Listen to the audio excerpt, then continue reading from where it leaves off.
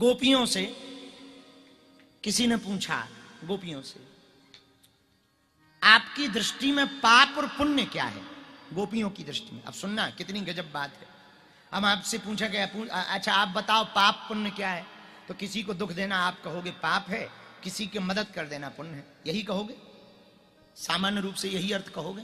हाँ बोलो, हाँ या ना?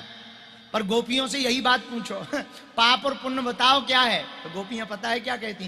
कृष्ण से प्रेम करना ही पुण्य है और प्रेम ना करना ही पाप। ये गोपियों की व्याख्या है।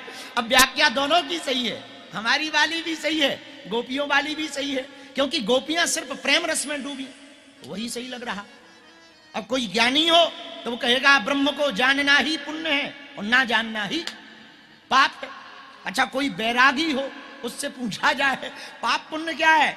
बोले संसार से राग ना रखना पुण्य है, भगवान से राग रखना, संसार से राग रखना पाप है, भगवान से राग रखना पुण्य।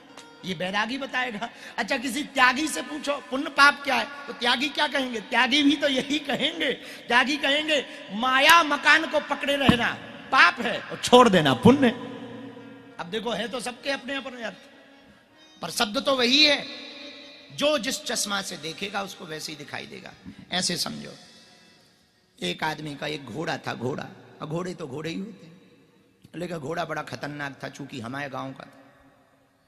घोड़े को हरी घास खाने की आदत थी। अब जून के महीने में हरी घास कहां से मिली? आदमी बड़ा हैरान। गांव में एक बाबा जी आए, बोले महाराज हमने सुना आप ताबीज बनाते हो। बोले बनाते हैं। बोले ऐसी ताबीज बनाओ कि हमारा घोड़ा सूखी घास खाए, भूखा रहता है, जून का महीना, हरी घास मिलती नहीं, हैरान है। महात्मा बोले हम लोगों इंसानों की तो ताबीज बनाते हैं, घोड़ों की नहीं बना पाते। ऐसा कोई मंत्र नहीं है जो घोड़ों पे काम करे। अरे महाराज अब आप तो महात्माओं पहुंचे भय हो, सिद्ध हो, कुछ कृपा करो। तो महात्मा बोले भाई ऐसी कोई ताबीज तो नहीं है, उपाय है। बोले क्या उपाय है?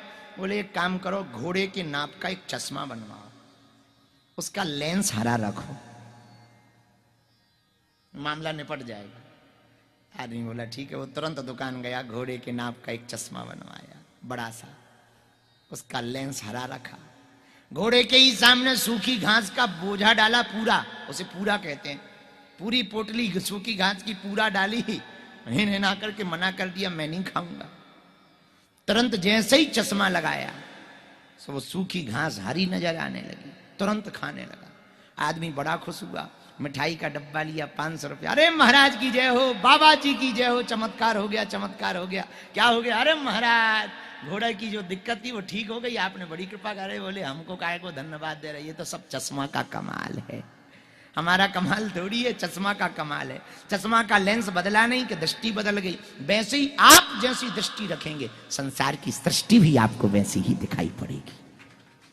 राममय दृष्टि रखेंगे तो राममय दिखाई पड़ेगा, सत्यमय दृष्टि रखेंगे तो सत्यमय। झूठे आदमी को सब झूठे नजर आते हैं, हाँ, पाखंडी को पाखंडी नजर आते हैं। एक आदमी हमसे बोला फलाने फलाने बहुत पाखंडी, हमका तुमसे कम। बड़ा नाराज हो गया, बोले आप ऐसा क्यों बोल रहे हैं? हमने कही जो जैसा होता है उसको वैसे ही दिखाई देता है।